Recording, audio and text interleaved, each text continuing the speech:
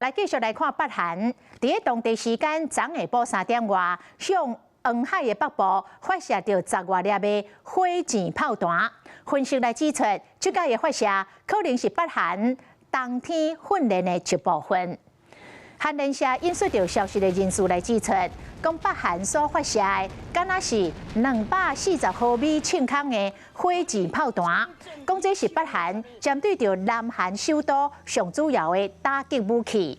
那北韩通常为12月开始来进行着冬天的训练，所以分析人士来推测，这个发射着炮弹是训练的一部分。你好，我是宋彦明。想掌握最及时的新闻资讯吗？赶紧订阅、按赞、开启小铃铛，锁定华视新闻 YouTube 频道。